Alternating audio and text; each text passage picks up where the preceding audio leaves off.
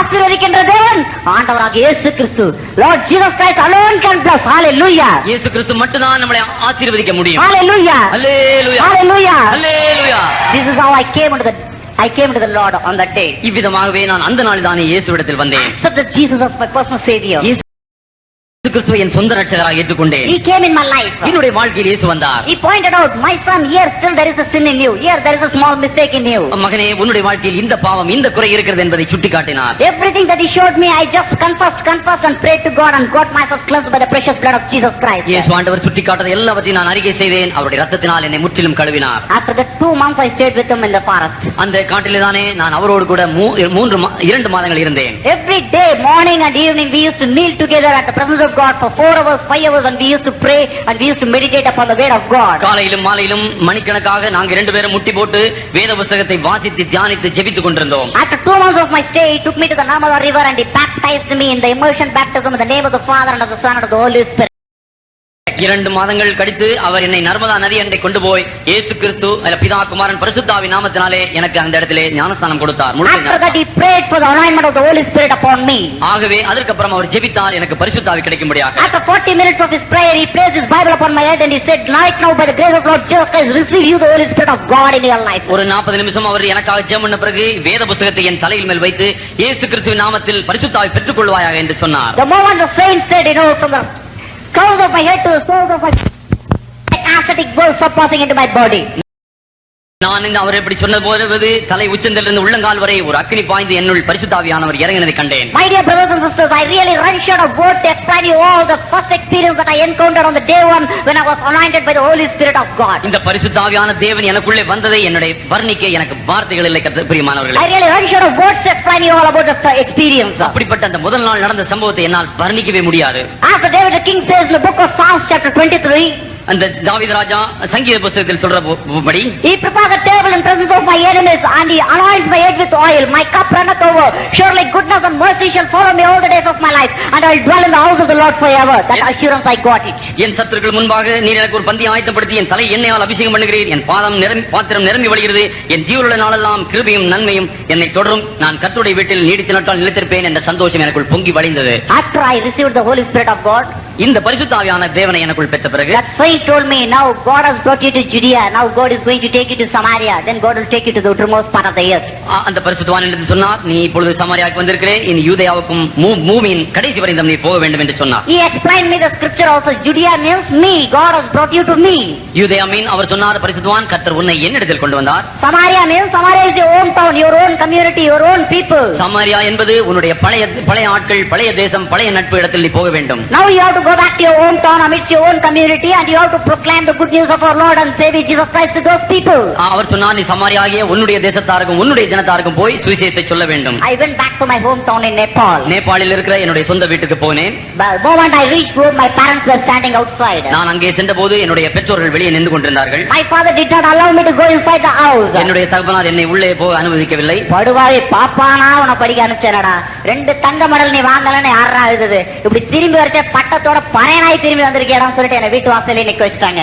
They made me stand at the door of my house. என்னுடைய நிலவரத்தை பார்த்தார். நான் உன்னை ஒரு பாப்பானாக இப்படி நான் அனுப்பி வைத்திருந்தேன், நீ படிக்க வேண்டும் என்று. உன்னை யார் இப்படி பட்டம் பெறுவதற்காக இப்படி எல்லாம் செய்து கடைசியில நீ இப்படிப்பட்ட ஒரு கீழ்ந்த ஜாதியாய் மாறிவிட்டாய் என்று நினைத்தார். He called one of the Patachari, இன்னொரு பட்டச்சாரியாக அழைத்தார், and sent him to the temple to bring a kalasa of Ganges water. ஒரு கங்கை நதியினுடைய தண்ணீரை ஒரு கலசம் கொண்டு வரும்படியாக சொன்னார். My father said, no, you cannot go inside, you are defiled now, I want to give you a holy bath. அவர் சொன்னார், நீ இந்த சரீரத்தில் என் வீட்டுக்குள் வந்தால் அதை தீட்டுப்படுத்துவாய், இங்கே தான் நில்லு, உன்னை நான் சுத்தமாக்க வேண்டும் என்றார். He poured that water upon me once again and he gave me a bath.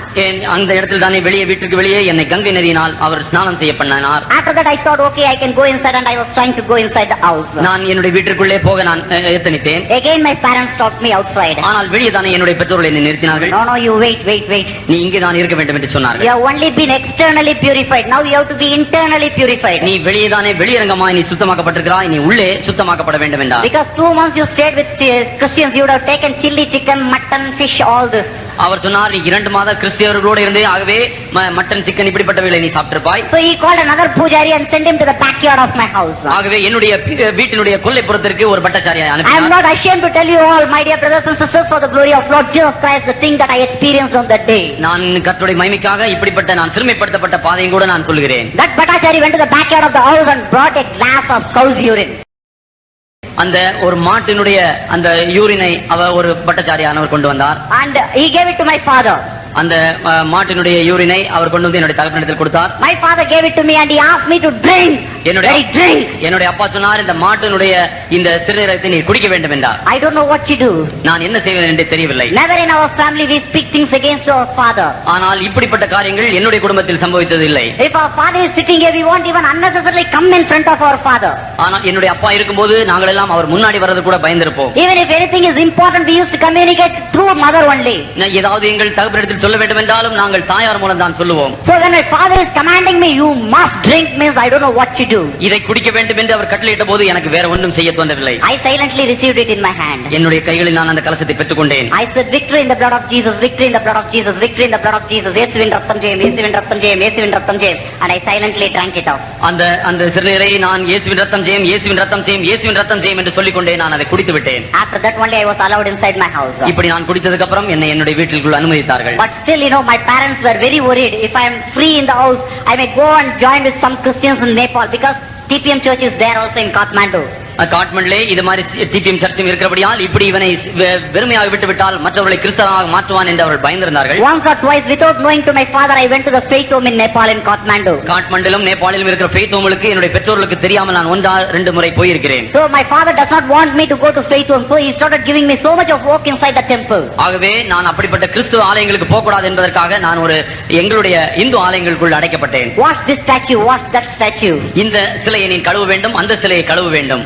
Get things prepared for Sudarsana Homam, get things prepared for Chandi Homam. இந்த ஓமத்துக்காக இதை நீ செய்ய வேண்டும், அந்த ஓமத்துக்காக இதை ஆயத்தப்படுத்த வேண்டும் என்று so on and so forth. He started extracting so much of work from me. இப்படியாக अनेक வேலைகளை எனக்கு கொடுத்து என்னை பிஸியாக வைத்திருந்தார். But I never disobeyed my father. ஆனால் என்னுடைய தகப்பனை நான் கீழ்ப்படியாமல் இருக்கவில்லை. I always used to say victory in the blood of Jesus, victory in the blood of Jesus, and I did whatever my father asked me to do. என்னுடைய தகப்பன் என்னிடத்தில் சொன்ன எல்லாவற்றையும் இயேசுவின் ரத்தம் ஜெயம் என்று சொல்லிக் கொண்டே நான் செய்தேன். ஆனா அப்ப கூட எங்க அப்பா காதுல ஒரு தடவை விழுந்துருச்சு, இயேசுவின் ரத்தம் ஜெயம் சொல்றது. அட படுபாவி, நம்ம கோயில்ல இயேசுவின் ரத்தம் ஜெயம்ன்றானே, இன்னைக்கு இயேசுவின் ரத்தம்ன்றான், நாளைக்கு இன்னும் எந்தெந்த ரத்தத்தெல்லாம் கொண்டு விடுவானோ சொல்லிட்டு என்ன தண்டித்தாதான் நான் திருந்தேன்னு சொல்லிட்டு he wanted to punish me. நான் இப்படி இயேசுவின் ரத்தம் ஜெயம் என்பதை அந்த இந்து ஆலயங்களிலே சொல்கிறானே, இனி என்னென்ன ரத்தத்தை கொண்டு வருவானோ என்று பயந்து எனக்கு வேற வேலை செய்ய ஆரம்பித்தார். See, he just left me inside the temple without taking me into the house in the night. வீட்டுக்குள்ளே என்னை கொண்டு போகாமல் இந்த ஆலயங்களிலே பிரகாரங்களே என்னை அடைத்து வைத்தார். Temple means I am not talking about a temple which has been constructed some 30, 40, 50 years back. இந்த 50, 60 வருஷங்களுக்கு முன்னாடி கட்டப்பட்டு இருக்கிற இப்பொழுது காண்கிற ஆலயம் போல அல்ல. These are the temples that have been constructed some 2000, 3000 years back in those days. அந்த நாட்களிலே நூற்றாண்டுகளுக்கு முன்னாடி 2000, 3000 ஆண்டுகளுக்கு முன்னாடி கட்டப்பட்ட ஆலயத்தில் நான் இருந்தேன். Right from the entrance to the Moola Karpagraha, we have to walk not less than a kilometer. இந்த முதலாவது ஆரம்பமான இந்த நுழைவாசலிலிருந்து கிரக பிரவேசத்திற்கு அல்லது கர்ப்ப கிரகத்திற்கு நான் போக வேண்டும் என்றால் 2-3 கிலோமீட்டர் நடந்து உள்ள போக வேண்டும். And if you see the ceiling at the top, it will be somewhere 120 feet high. உயரம் கலசத்தை பார்க்க வேண்டும் என்றால் ஒரு 120 அடி உயரத்தில் இருக்கும். And in the night hours there will be no power supply also. ஆகவே ராத்திரி நான் அங்கேதான் இருக்க வேண்டும், வீட்டுக்கு வரக்கூடாது. Sometimes the dangerous snakes and the scorpions will be creeping here and there in the temple. ராத்திரியிலே பிசாசுகளுடைய சேட்டைகள் எங்க இருக்கும், அங்கே பாம்புகள் கூட அங்கே போய் கொண்டிருக்கும். Many days I was not given proper food inside the temple. அந்த ஆலயங்களுக்குள்ளே நான் அநேக நாட்கள் சாப்பாடு கூட இல்லாமல் இருந்தேன். Many days I was not given proper clothing inside the temple. அந்த இடத்திலே தங்குவதற்கு அல்லது உடுத்துவதற்கு போர்வைகள் கூட இல்லாதவனாக இருந்தேன். Amidst all these dangers I was left all alone inside the Hindu temple. இந்த அபாயங்கள் மத்தியிலே நான் இந்து அந்த ஆலயங்களிலே தங்கலானேன். But I knelt inside that Hindu temple. I knelt and prayed inside that Hindu temple. அந்த அப்படிப்பட்ட இந்து ஆலயங்களுக்குள்ளே நான் முழங்கால் படிட்டு ஜெபிக்கலானேன். Lord, without your will I can never be here, Lord. ஆண்டவரே, உம்முடைய சித்தம் இல்லாமல் நான் இந்த இடத்திலே இருக்க முடியாது. Lord, I do not know for what reason you are keeping me here, but Lord, help me to just proclaim your name to these people. ஆண்டவரே, உம்முடைய சித்தம் இல்லாமல் நான் இங்க இருக்க முடியாது. உம்முடைய சித்தம் எதுவா இருந்தாலும் உம்முடைய நாமத்தை நான் இங்கே உயர்த்தி காட்ட வேண்டும். Yes, Lord, open the way where I can proclaim your good name to these people. ஆண்டவரே, உம்முடைய நாமத்தை உயர்த்தி காண்பிக்க எனக்கு வழிவாசலை திறக்க வேண்டும் என்று ஜெபித்தார். What does David the king say in the book of Psalms? தாவீது ராஜா தன்னுடைய சங்கீதத்தில் சொல்கிறார், What shall I do unto the Lord who has given me the vessel of salvation? கர்த்தர் கொடுத்த இந்த ரட்சிப்பின் சந்தோஷத்துக்கு நான் அவருக்கு என்னத்தை செலுத்துவேன்? Shall we give 10 sovereigns of gold necklace? நம்ம டன் கணக்காக நம்முடைய கோல்டு தங்கங்களை அவர் கொடுக்க முடியுமா? Shall we give 1 lakh rupees to Father God for having given us the vessel of salvation in the name of Lord and Savior Jesus Christ? இயேசு கிறிஸ்துவை தந்ததற்காக நாம் அவருக்கு 1 லட்சம் ரூபாய் தர முடியுமா? Then what can we give actually? ஆண்டவருக்காக நாம் நன்றியோடு என்னத்தை செலுத்த முடியும்? Again the king says in the very next scripture, அடுத்த வசனத்தில் தாவீது ராஜா சொல்கிறார், I shall carry the vessel of salvation and I shall preach the name of the Lord to the uttermost part of the earth. ரட்சிப்பின் பாத்திரத்தை எடுத்துக்கொண்டு கர்த்தருடைய நாமத்தை பூமி எங்கும் போய் தொழுது கொள்வேன் என்கிறார். Lord, is it not my duty, Lord? ஆண்டவரே, இது என்னுடைய சித்தத்தின்படி அல்ல. Lord, you have known me from the Bhattacharya community. அந்த பட்டச்சாரி பரம்பரையிலிருந்து என்னை நீ அறிந்திருக்கிறீர். Lord, is it not my duty to proclaim your name to these people? ஆண்டவரே, உம்முடைய நாமத்தை இவர்கள் மத்தியிலே நான் உயர்த்தி காட்ட வேண்டாமா? Lord, open the doors for me where I can proclaim your name to these people. ஆண்டவரே, உம்முடைய நாமத்தை உச்சரிக்க எனக்கு வாசல்களை திறந்து தர வேண்டும். I prayed from the Hindu temple. அந்த இந்து ஆலயங்களிலிருந்து நான் ஜெபிக்கலானே. Lord heard my prayers. ஆண்டவர் என் ஜெபத்தை கேட்டார். Lord honored my prayers. ஆண்டவர் என்னோட ஜெபத்தை கூட Lord அங்கீகரித்தார். started answering my prayers. ஆண்டவர் என்னோட ஜெபங்கள் எல்லாம் பதிலளிக்க Lord ஆரம்பித்தார். started opening the doors for the ministry. ஆண்டவர் இந்த ஊழியங்களுக்கு வாசல்களை விரிவாய் திறந்தார். The next day morning, அடுத்த நாள் காலையிலே about 60 Bhattacharyas came to open the temple early in the morning. அதிகாலையிலே 60 பட்டச்சாரியார் அந்த பரம்பரையில் உள்ளவர்கள் வந்து கதவை திறக்க வந்தார்கள். They all opened the door and they came inside the temple. அவர்கள் கதவை திறந்து உள்ளே வந்தார்கள். I say I was just really feeling like fire within myself at that moment. அந்த வேளையிலே எனக்குள்ளே ஒரு அக்கினியானது எரிந்து கொண்டிருந்தது. I called each one of the Bhattacharyas, come here. நான் எல்லா பட்டச்சாரிகளை பாருங்கள் இங்கே என்று அழைத்தேன். I asked them on the face, what does your own Veda say about God? உங்களுடைய ஆண்டவரை பற்றி உங்களுடைய ஒவ்வொருடைய வழிகள் என்ன என்று அவர்களிடத்தில் கேட்டேன். What does Hinduism say about God? கர்த்தரை பற்றி இந்து மதம் என்ன சொல்கிறது என்று Who கேட்டேன். is the true God in Hinduism? Hindu மதத்தில் மெய்யான தெய்வன் யார் என்று அவர்களிடத்தில் What கேட்டேன். are the characteristics of God that's mentioned in the religion of Hinduism? Hindu மதத்திலே ஆண்டவர் என்பதும் அவருடைய சுரூபம் எப்படி இருப்பது என்று வர்ணிக்க முடியுமா என்று How கேட்டேன். a man after the death can go to the kingdom of God? What does Hindu religion say about it? ஒருவன் மரித்த பிறகு பரலோகம் போக வேண்டும் என்றால் இந்து மதத்திலே அவனுக்கு என்ன வழி என்று கேட்டேன். Who can be the true God to bring salvation for the mankind in life? மனுஷனுடைய பாதையிலிருந்து அவனை ரட்சித்து பரலோகம் கொண்டு வருவதற்கு வழி என்ன என்று அவரிடத்தில் கேட்டேன். How does all the Hindu philosophy speaks about the salvation of the mankind? Hindu மதங்கள் மத ஆச்சாரங்கள் மனுஷனுடைய ரட்சிப்பை குறித்து என்ன சொல்கிறது என்று கேட்டேன். Whom does it proclaim to be the savior of the world? இந்த உலகத்தின் ரட்சகர் யார் என்பதை அது வர்ணிக்கிறது என்று கேட்டேன். Whom does it proclaim to be the redeemer of this world? இந்த உலகத்தின் மீட்பர் யார் என்பதை அவரிடத்தில் கேட்டேன். For example, உதாரணமாக, Om Sri Brahmaputraya Namaha. What does it mean by it?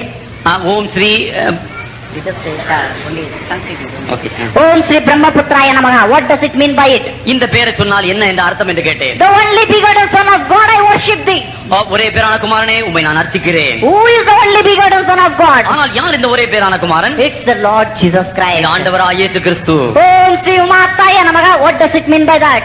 இப்படி உச்சரிப்பதன் மூலம் என்ன அர்த்தம்? The Holy Spirit of God, I worship thee. ஓ பரிசுத்த ஆவியானவரே உம்மை நான் அர்ச்சிக்கிறேன். Who is the Holy Spirit of God? இந்த பரிசுத்த ஆவியான தேவன் யார்? It's again the Lord Jesus Christ. இது இயேசு கிறிஸ்துவை குறித்தான வார்த்தை. Om Sri Kannisuddhaya Namaha. What does it mean by that? இப்படிப்பட்ட உச்சரிப்பின் மூலம் என்ன அர்த்தம்? The Lord who has been born to a virgin, I worship thee. ஓ கன்னியின் வயிற்றில் பிறந்தவரே உம்மை நான் அர்ச்சிக்கிறேன் என்பது என்னுடைய அர்த்தம். Who is the Lord who has been born to the virgin? It's again the Lord Jesus Christ. இயேசு கிறிஸ்துவை தவிர வேறு யார் இப்படி கன்னி வயிற்றில் பிறந்தவர்? Om Vitishthaya Namaha. What does it mean by that? இப்படி சொல்லுகிற மந்திரத்தின் அர்த்தம் என்ன? The Lord who had the circumcision, I worship thee. விருத்த சேதனம் பெற்றவரே உம்மை நான் அர்ச்சிக்கிறேன். Who is the Lord who had the circumcision? It's again the Lord Jesus Christ. இயேசு கிறிஸ்து ஒருவரே விருத்த சேதனம் என்பதை பெற்றவர்.